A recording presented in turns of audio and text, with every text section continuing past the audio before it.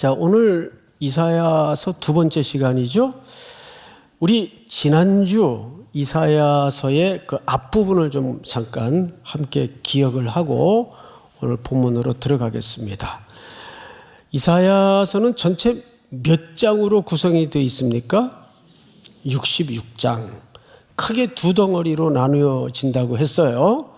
앞부분은 심판, 그리고 뒷부분은 구원과 희망. 자, 그런데 그 분기점이 1장서부터 몇 장까지입니까? 잘 기억하시네요. 그리고 40장서부터 66장까지가 구원과 희망, 소망으로 우리를 이제 이끌어 가십니다. 자, 오늘 우리 1절을 보시면 1절만 한번 기억을 되살리고 본문으로 들어가죠. 유다 왕 우시아와 요담과 아스와 히스기야 시대에 아모스의 아들 이사야가 유다와 예루살렘에 관하여 본 계시라. 계시라는 말도 중요하지만 이 부분에서는 보았다.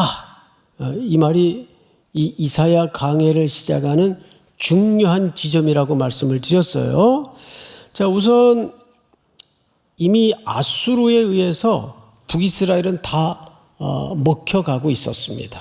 이제 겨우 남은 게 유다인데 유다마저도 이제 곧 멸망이 임박합니다. 이때 하나님께서 이사야 선지자를 보내서 뭘 보게 하세요. 이 보다라는 말이 굉장히 중요합니다. 이번 그 이사야 강해 이제 12장까지 한 텀을 할 텐데 몇 차례에 걸쳐 나누는 동안에 이 시대를 사는 성도들과 또 우리 삼일교회 그리고 이 시대의 교회들이 과연 이 참혹한 역사 속에서 모든 것들이 자리를 이탈하고 이지러진 상황 속에서 뭘 봐야 되는가?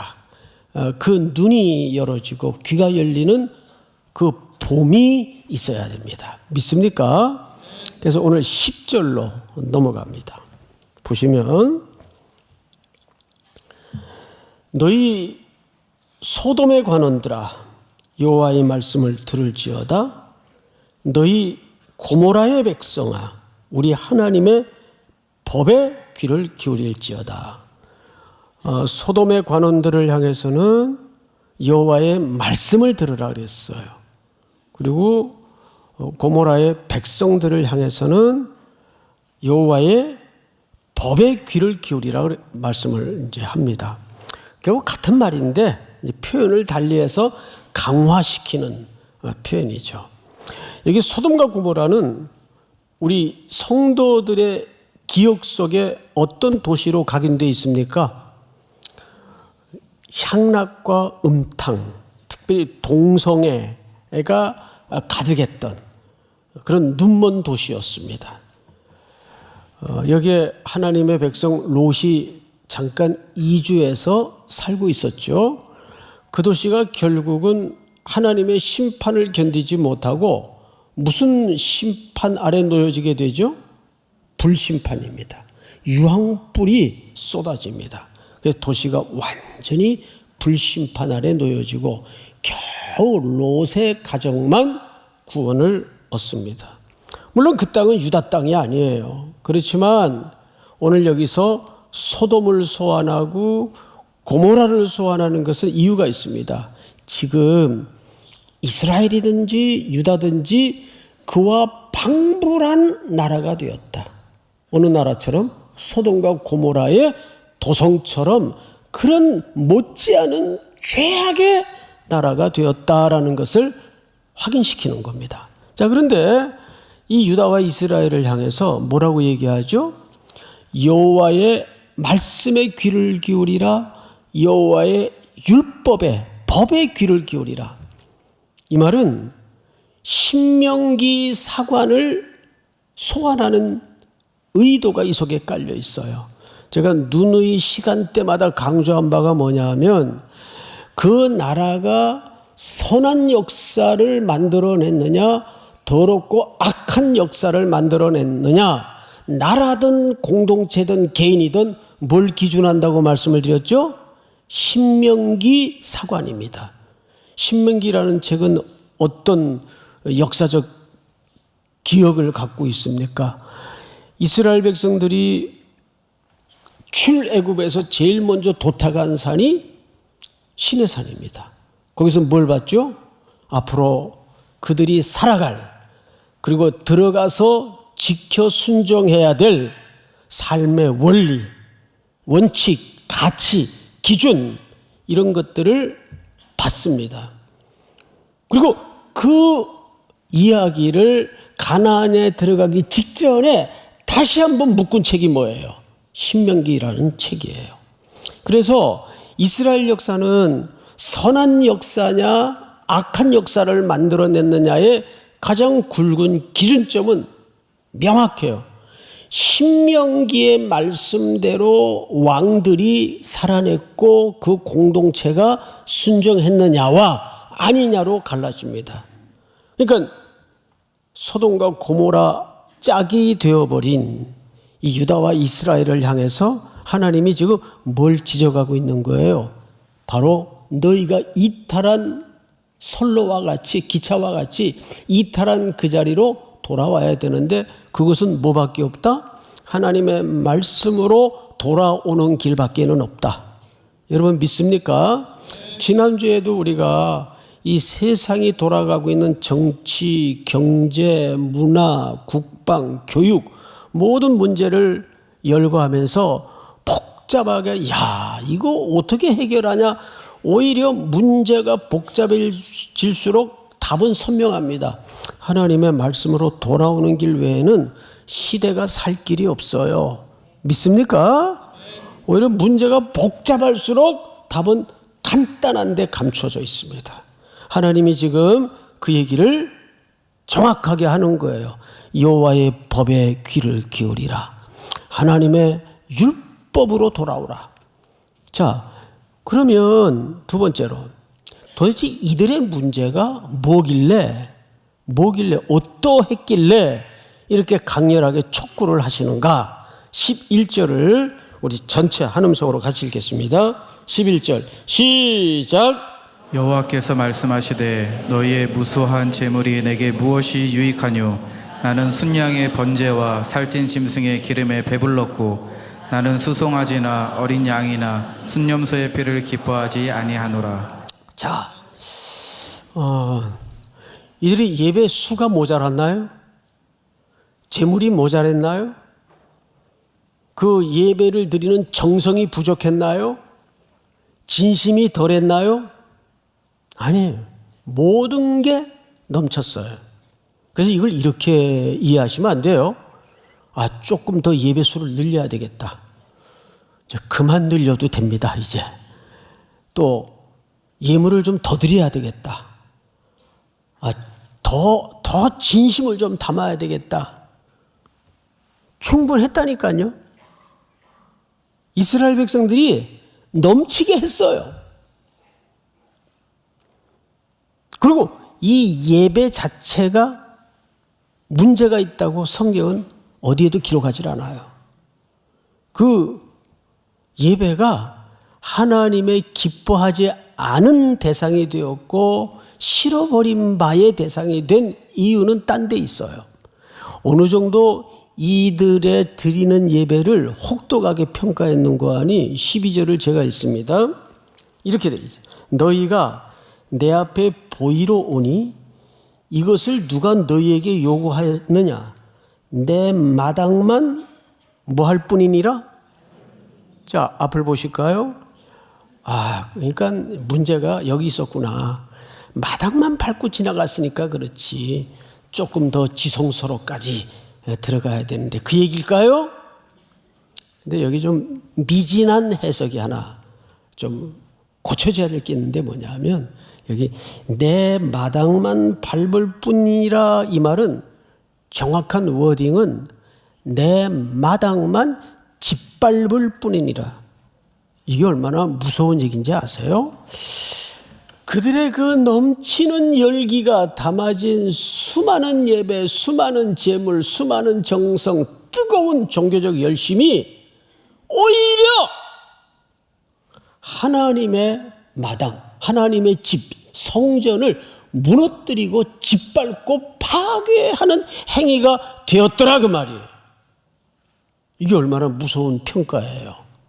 여러분들이 이렇게 먼 길을 찾아와서 예배를 드리는데 나중에 하나님이 그 예배를 이렇게 평가하시는데 내 집만 더럽히고 갔구나.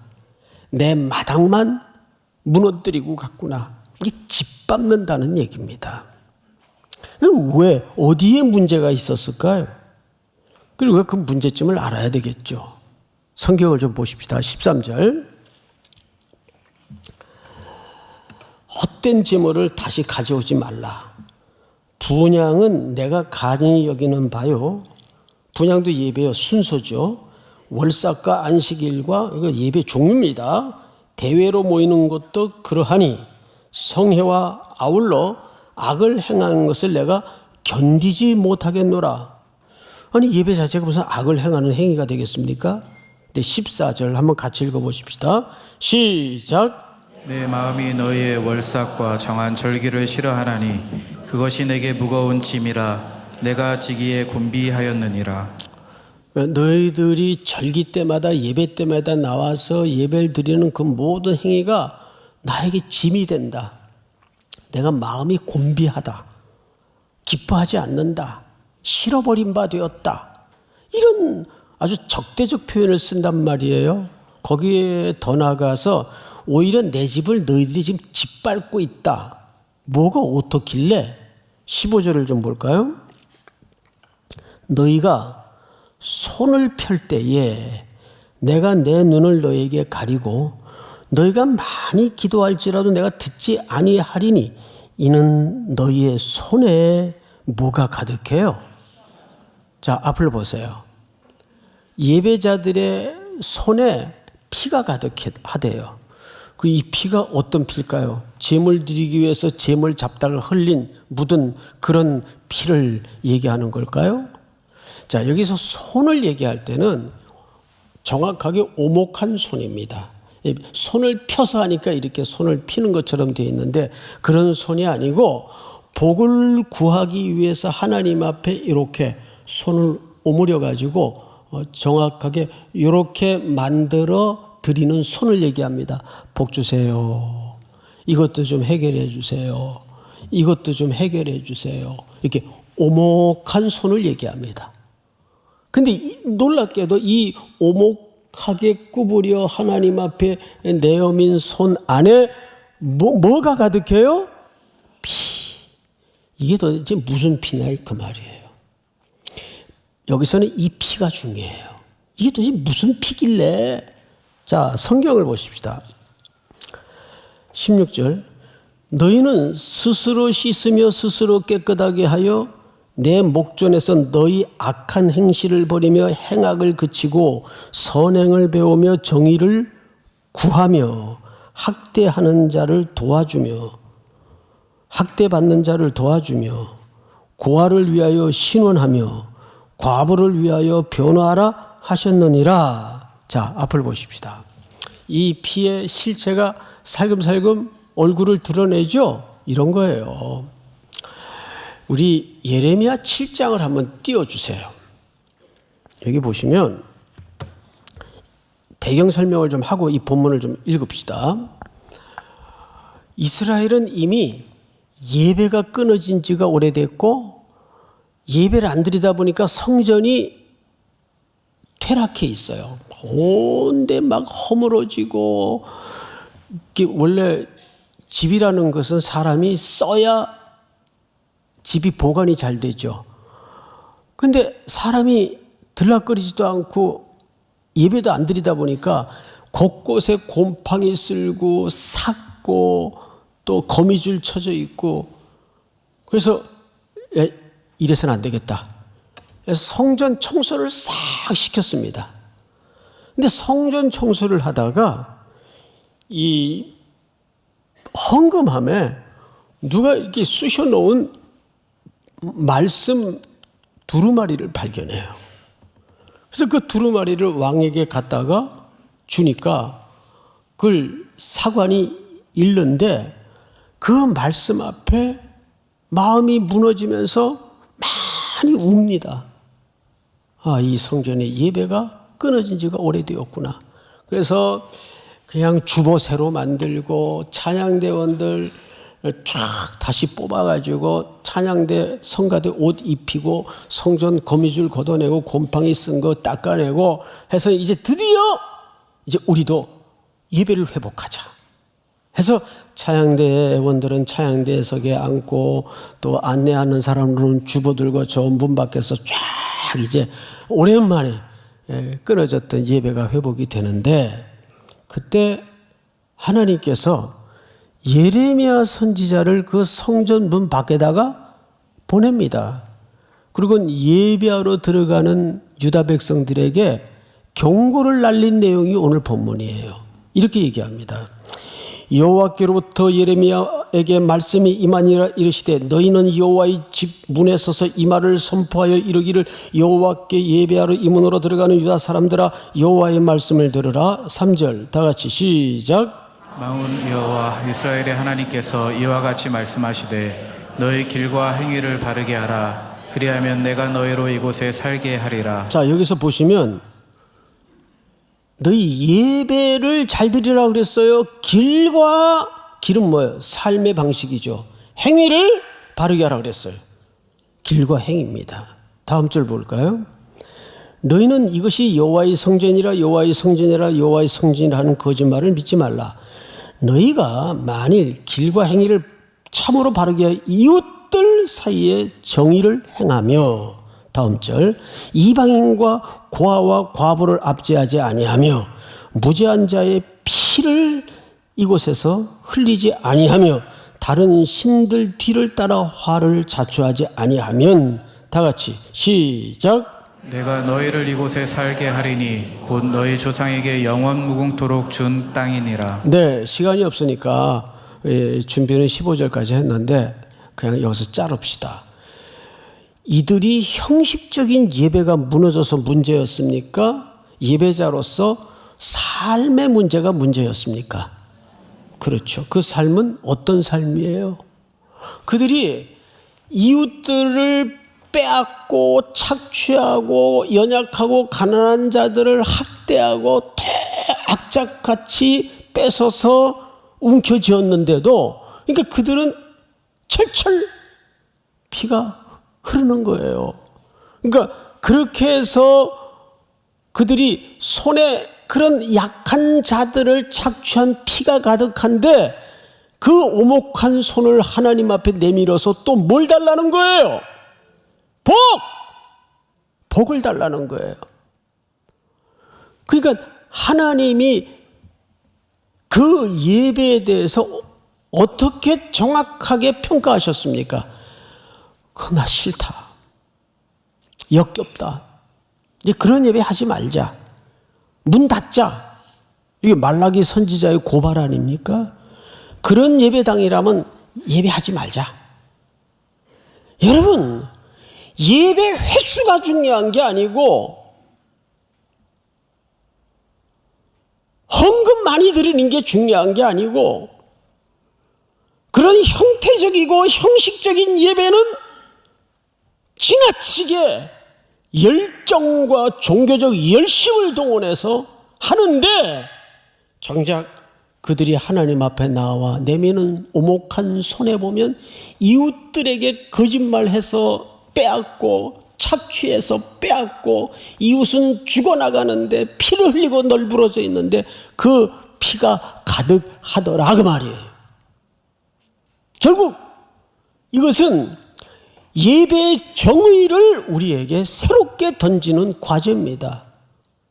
뭐가 문제였겠어요? 예배 숫자가 모자라서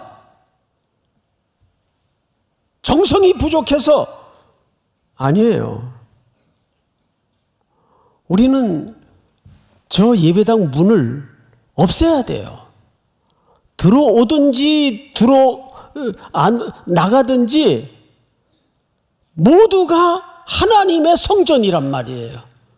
골로새서에 보면 뭐라 그랬어요? 우리 요즘 저녁 예배 때마다 골로새서를 하는데 어려워요. 그런데 요지는 간단합니다. 그리스도는 만유이시니, 거기 파스라는 말을 썼어요. 헬라 말로 모든 것이다 그 말이에요.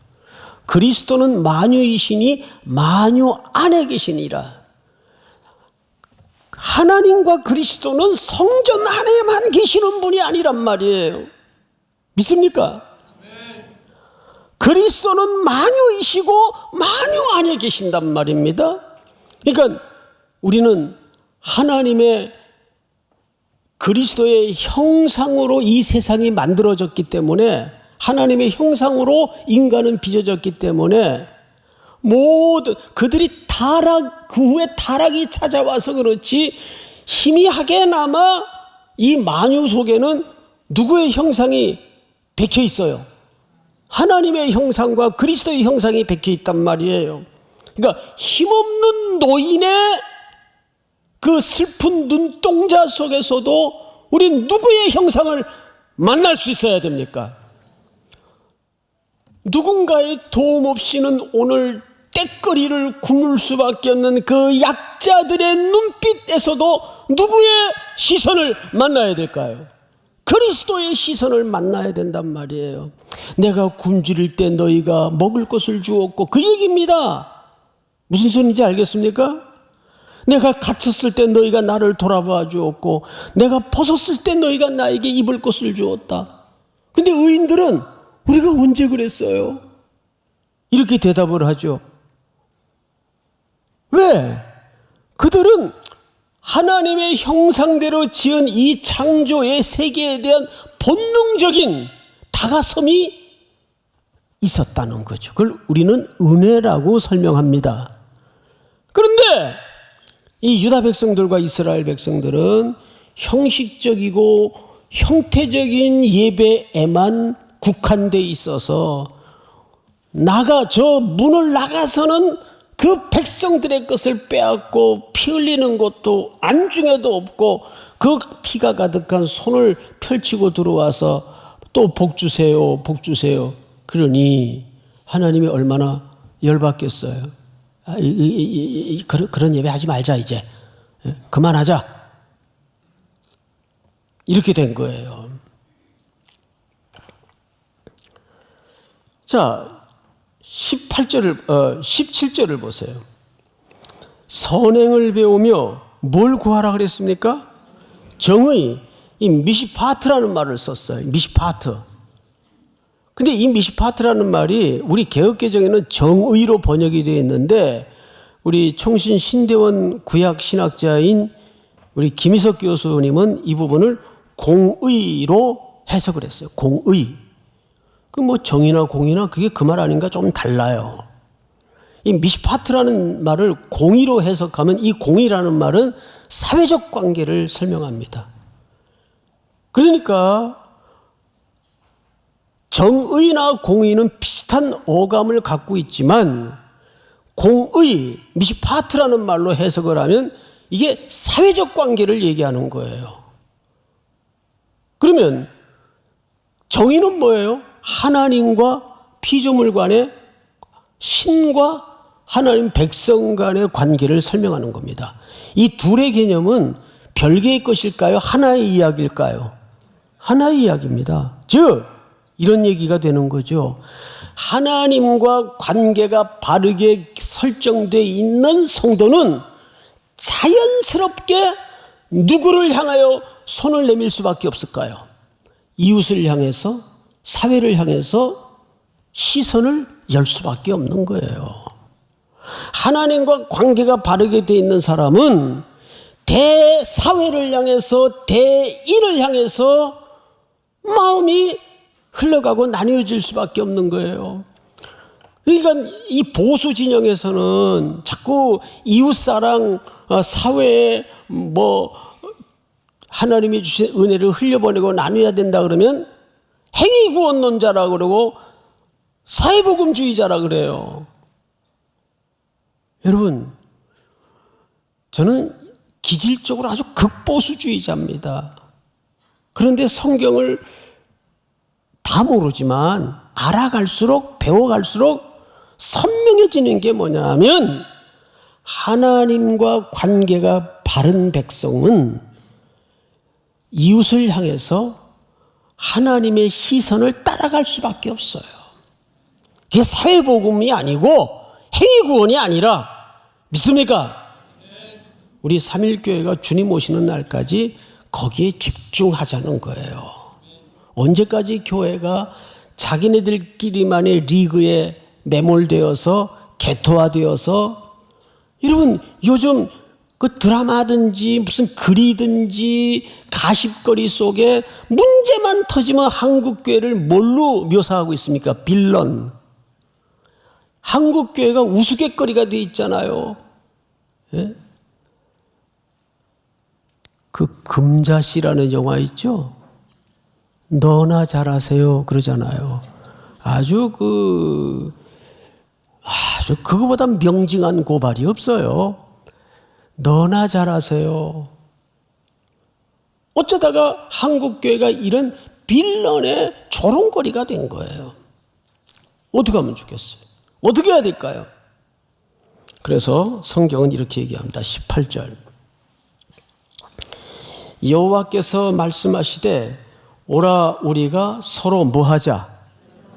자, 앞을 보시니까 변론하자는 말은 법정인 용어인데 이런 뉘앙스를 갖고 있죠. 자, 그러면 너희가 옳은지 내 말이 옳은지 한번 따져보자 그 말 아니에요. 변론하자는 말은. 그런데 항상 삼위 하나님께서 이 글을 인격을 가진 우리들에게 설명을 하실 때는 여기에 워딩을 잘 이해하셔야 됩니다. 우리 신명기 30장을 한번 띄워주실까요? 내가 네게 진술한 모든 복과 저주가 네게 임함으로 네가 네 하나님 여호와께로부터 쫓겨난 모든 나라 가운데서 이 일이 마음에 기억이 나거든. 뭐와 뭐를 둔다 그랬죠? 복과 저주가 네게 임함으로. 그 복이 임하고 저주가 임하니까 거기서 선택을 하라 그 말이겠죠?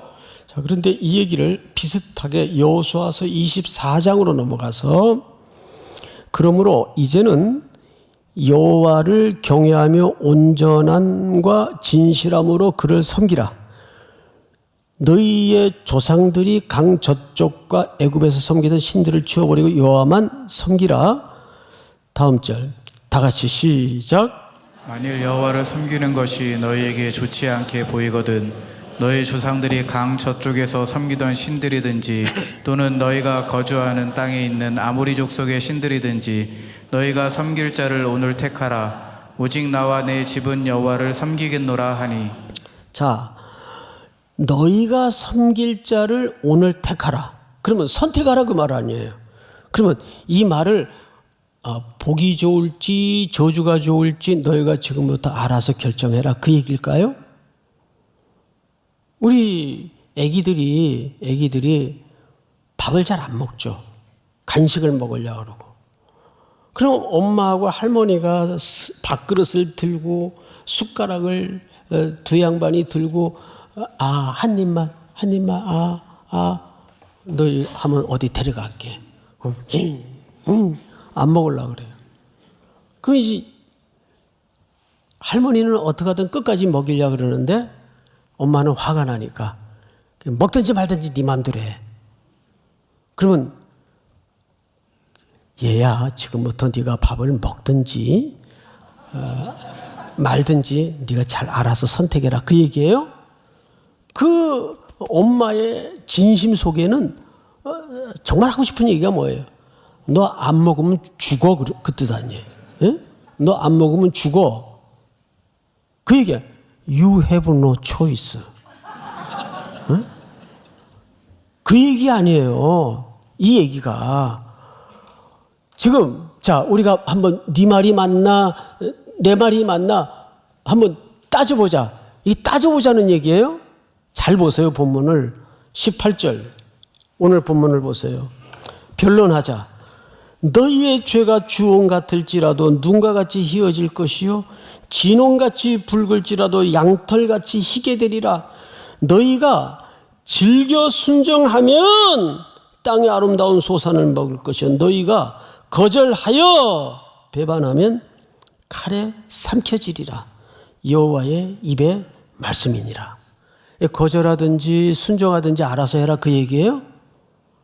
하나님께로 돌아오는 길 외엔 답이 없다 그 얘기 아니에요. 이미 그 답을 오늘 본문 첫 절에서 했죠. 여호와의 법에 귀를 기울이라. 여호와의 말씀에 귀를 기울이라. 이 길 외에는 답이 없다는 얘기예요. 우리 삼일교회 공동체가 이 시대에 진정한 남겨진 자가 되어서, 그 우리가 잘나서 남겨둔 게 아니에요. 하나님의 은혜로 택함을 입고 남겨진 자가 되어서 다시 한번 이 민족을, 이 시대를 그리스도 앞으로 향도하고 이끌어. 그리스도가 길입니다. 그리스도가 생명입니다. 그리스도만이 해답이십니다. 이거를 목 놓아 전하고 우리의 삶 속에서 그것을 구현해낼 수 있는 은혜와 순종이 있기를 주의 이름으로 축복합니다. 우리 다 일어나십시다. 모든 상황 속에서